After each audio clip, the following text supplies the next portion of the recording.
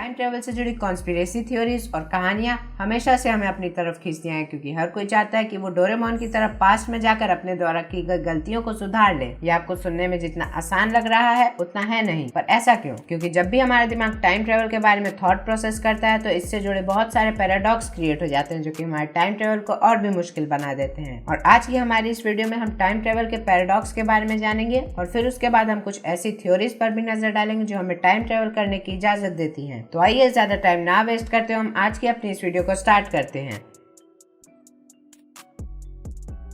अभी मैंने जब थोड़ी देर पहले पैराडॉक्स वर्ड कहा होगा तो आप में से कई सारे लोग ऐसे होंगे जिन्हें कि इसका मतलब समझ में नहीं आया होगा। तो बेसिकली पैराडॉक्स का मतलब कुछ ऐसे सवाल होते हैं जिनका परफेक्ट आंसर नहीं दिया जा सकता, और या फिर अगर मैं आसान शब्दों में कहूँ तो कुछ ऐसे आंसर जिन्हें हम एक्सेप्ट नहीं कर सकते। ये जो पैराडॉक्स होते हैं ये आपके दिमाग को एकदम चकरा कर रख देंगे। आई होप कि आपको इस पैराडॉक्स का मतलब मालूम चल गया होगा। तो अब आइए हम टाइम ट्रेवल से जुड़े एक पैराडॉक्स को डिस्कस कर लेते हैं। वैसे तो इस पैराडॉक्स को आपने कई सारी वीडियोस में सुना होगा, इसीलिए मैं इसे आपको थोड़ा चेंज करके बताऊंगा। The grandfather paradox. बेसिकली ये जो पैराडॉक्स होता है ये हमें पास्ट में टाइम ट्रेवल करने से रोकता है। इसे समझने के लिए हमें एक थॉट प्रोसेस से गुजरना होगा। इमेजिन कीजिए कि नोबिता ने डोरेमोन के जैसी खुद से एक टाइम मशीन बनाई और वो उसमें बैठकर अपने दादाजी के जमाने में चला गया। वहाँ पर पहुँचने के बाद अगर वो किसी भी तरीके से अपने दादाजी को मार दे तो फ्यूचर में उसके डैड पैदा ही नहीं होंगे, और अगर उसके डैड पैदा नहीं होंगे तो नोबिता भी पैदा नहीं होगा। लेकिन एक मिनट, अगर नोबिता पैदा नहीं होगा तो फिर वो टाइम मशीन किसने बनाई, और अगर टाइम मशीन ही नहीं बनी तो फ्यूचर में उसके दादाजी को किसने मारा? इसी को कहते हैं पैराडॉक्स। कुछ ऐसे सवाल जो हमारे दिमाग को एकदम कंफ्यूज करके रख देते हैं और वो आपके दिमाग में एक लूप की तरह घूमते रहते हैं। लेकिन इस पैराडॉक्स को सॉल्व करने के लिए फिजिस्ट ने एक नई थ्योरी को बनाया जिसका नाम है पैरेलल यूनिवर्स थ्योरी। अब हम आगे अपनी इस वीडियो में जानेंगे कि आखिर ये पैरेलल यूनिवर्स थ्योरी क्या है और ये हमें कैसे टाइम ट्रेवल करने की इजाजत देती है। क्या आप जानते हैं कि जो आइंस्टाइन की थ्योरी जनरल रिलेटिविटी है वो कहाँ पर काम नहीं करती है? इसका जवाब है बिग बैंग से पहले और ब्लैक होल के अंदर। ब्लैक होल के अंदर आइंस्टाइन की थ्योरी एकदम ठप पड़ जाती है और हम एंटर करते हैं कि ऐसी दुनिया में जहाँ हमारे फिजिक्स के नियम एकदम काम करना बंद कर देते हैं। आइंस्टाइन का मानना था कि ब्लैक होल के अंदर दूसरे डायमेंशन में जाने का पोर्टल खुल सकते हैं, और कुछ साल पहले एक मशहूर साइंटिस्ट स्टीफन हॉकिंग्स ने भी इस बात को अप्रूव किया था। पैरेलल यूनिवर्स थ्योरी के अनुसार हम जिस यूनिवर्स में रहते हैं उसकी कई सारी इनफाइनाइट कॉपीज भी मौजूद हैं जिसे कि हम अपनी आंखों से देख ही नहीं सकते। ये थ्योरी ये भी कहती है कि मल्टीवर्स या फिर पैरेलल यूनिवर्स में किसी एक इंसिडेंट को लेकर आप जितनी भी पॉसिबिलिटीज के बारे में सोच सकते हैं वो कहीं ना कहीं इस मल्टीवर्स में आपके प्रेजेंट टाइम में घटित हो रही होती हैं। आपको याद होगा कि थोड़ी देर पहले हम अपनी इस वीडियो में एक थॉट प्रोसेस के थ्रू गुजरे थे जिसमें कि नोबिता ने टाइम ट्रेवल किया था और वो अपने दादाओं के जमाने में पहुंच गया था जहाँ पर एक पैराडॉक्स क्रिएट हो गया था, है ना? तो आप अब एक बार फिर से उसी के बारे में सोचिए, लेकिन इस बार हम उसमें इस थ्योरी को भी अप्लाई करेंगे। अब जब नोबिता अपने दादा को मार देगा तब उससे एक अल्टरनेट टाइमलाइन क्रिएट हो जाएगी जो कि हमारी एक्चुअल टाइमलाइन से बिल्कुल अलग होगी। अब नोबिता के पास दो टाइमलाइन होगी। एक टाइमलाइन वो जिसमें नोबिता टाइम ट्रेवल करके पास्ट में गया और अपने दादाजी को मार दिया, और दूसरी टाइमलाइन वो जिसमें उसके दादाजी जिंदा हैं। तो अगर नोबिता किसी तरह से उस दूसरी टाइमलाइन में चला जाए तो उसके साथ होगा कुछ यूं कि जैसे नोबिता को कुछ हुआ ही ना हो। वो पास्ट में अपने दादाजी को भी मार देगा और प्रेजेंट में नोबिता भी जिंदा होगा। तो बेसिकली पैरेलल यूनिवर्स हमें पास्ट में टाइम ट्रेवल करने की अपॉर्चुनिटी देता है।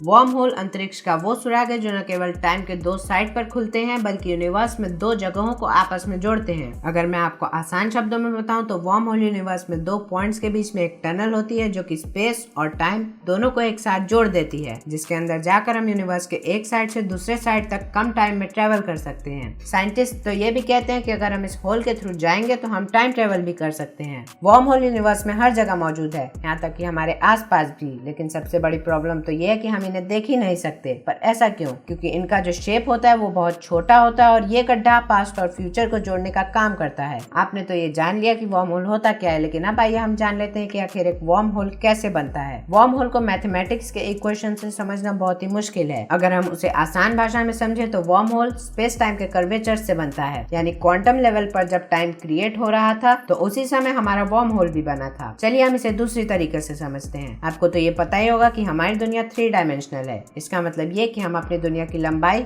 चौड़ाई और ऊंचाई नाप सकते हैं। इन्हीं डायमेंशंस के थ्रू हम अपनी पूरी दुनिया को एक्सपीरियंस करते हैं और सब कुछ इतना रियल होता है कि हम उसे एक बार भी नकली सोच भी नहीं सकते। इन 3 डायमेंशन के अलावा चौथा डायमेंशन भी एग्जिस्ट करता है, जिसे हम केवल मैथमेटिक्स इक्वेशन में एक्सपीरियंस कर पाते हैं। पिछले 2 डिकेड से साइंटिस्ट इस चौथे डायमेंशन को स्टडी करते आ रहे हैं। बेसिकली आप इस चौथे डायमेंशन को टाइम मान सकते हैं। अब आप सोच रहे होंगे कि मैं आपसे 4th डायमेंशन के बारे में क्यों बात कर रहा हूँ। मैं 4th डायमेंशन के बारे में इसलिए बात कर रहा हूँ क्योंकि ये 4th डायमेंशन ही हमें वर्म होल के कंसेप्ट को समझा सकता है। इस 3 डायमेंशन दुनिया में हर चीज हमें अपने शेप में दिखाई देती है, लेकिन जब हम उसे जूम करने की कोशिश करते हैं तो इसमें छोटे छोटे गड्ढे दिखाई देते हैं। अब ये नियम 4th डायमेंशन पर भी लागू होता है। टाइम भी कई सारे बारीक गड्ढे से भरा हुआ है। इसका मतलब आप ये कह सकते हैं कि टाइम में भी कई सारे बारीक गड्ढे होते हैं। टाइम के इन बारीक गड्ढे को ही हम वर्म होल के नाम से जानते हैं। अगर हमें टाइम ट्रेवल करना है तब हमें इन्हीं बारीक गड्ढों में एंटर करना होगा, जो कि अभी के लिए एक बहुत ही बड़ी प्रॉब्लम है क्योंकि ये बहुत कम समय के लिए खुलते हैं और ये लगभग हमेशा बंद ही रहते हैं। आई होप कि आपको वर्म होल से हम कैसे टाइम ट्रेवल कर सकते हैं ये समझ में आ गया होगा। तो अब आइए हम अपने इस वीडियो के तीसरे तरीके की ओर बढ़ते हैं। आइंस्टाइन की थ्योरी ऑफ रिलेटिविटी से जुड़ी कुछ इंपॉर्टेंट बातें हैं, जैसे कि जब कोई चीज अपनी स्पीड को लाइट की स्पीड के बराबर कर लेती है तब उस चीज के लिए टाइम धीरे बीतने लगता है। अब ऐसा क्यों होता है, इसे भी समझना थोड़ा मुश्किल है क्योंकि आइंस्टाइन ने इसे फिजिक्स और मैथमेटिक्स के इक्वेशन के फॉर्म में प्रूव किया था। आइंस्टाइन के हिसाब से टाइम की स्पीड हर स्थिति में एक जैसी नहीं हो सकती। स्पेस और टाइम अलग अलग जगहों पर अलग अलग स्पीड से चल रहे होते हैं, यानी कि अर्थ पर बिताया गया 1 सेकंड मार्स पर बिताया गया 1 सेकंड के बराबर नहीं हो सकता। अब अगर हमें टाइम ट्रेवल करना है तो हमें स्पीड ऑफ लाइट हासिल करनी होगी, जो कि आज के टाइम में पॉसिबल नहीं है, लेकिन मे भी ये चीज फ्यूचर में पॉसिबल हो सकती है। अब मैं इस तीसरे तरीके की ज्यादा डिटेल में नहीं जाऊंगा वरना आप कंफ्यूज होने लगेंगे। तो आप इस तरीके के लिए सिर्फ इतना ही जान लीजिए कि अगर इंसानों ने स्पीड ऑफ लाइट हासिल कर ली तो वो टाइम ट्रेवल कर सकते हैं, क्योंकि अगर हम लाइट की स्पीड से ट्रेवल करेंगे तो हमारे अगल बगल वाला टाइम स्लो हो जाएगा। अगर आपने इंटरस्टेलर मूवी देखी होगी तो आपको पता होगा कि उस मूवी में एस्ट्रोनॉट एक अननोन प्लेनेट पर उतरते हैं जिसकी ग्रेविटी अर्थ के मुकाबले 30% ज्यादा होती है और साथ ही साथ ये प्लेनेट 55% लाइट के स्पीड से एक सुपरमैसिव ब्लैक होल को ऑर्बिट कर रहा होता है। लेकिन इस मूवी का टर्निंग पॉइंट तो तब आता है जब केवल 3 घंटे बिताकर एस्ट्रोनॉट का ग्रुप वापस स्पेसक्राफ्ट में आता है। तब तक 24 साल गुजर चुके होते हैं। ये कोई साइंस फिक्शन मूवी नहीं थी, बल्कि इस मूवी के अंदर रियल कैलकुलेशंस को इम्प्लीमेंट किया गया था। यहाँ टाइम स्लो इसलिए हुआ क्योंकि ब्लैक होल के मास से स्पेस और टाइम में कर्वेचर बन गया था जो टाइम को स्लो डाउन कर रहा था। एक बात तो ये तय है कि अगर हमें ब्लैक होल से टाइम ट्रेवल करना है तो बस हमें ब्लैक होल के पास कुछ समय गुजारना होगा। ये चीज प्रैक्टिकली करना तो बहुत ही मुश्किल है क्योंकि ब्लैक होल की ग्रेविटी हमें बर्बाद कर सकती है। और फिलहाल के लिए तो टाइम ट्रेवल की सारी थ्योरीज हमारे लिए सिर्फ इमेजिनेशन ही है, लेकिन ये भी हो सकता है कि आने वाले समय में ये पॉसिबल हो पाए। अपनी वीडियो यहीं पर खत्म करते हैं और मिलते हैं अपनी अगली वीडियो में। तब तक के लिए बाय बाय।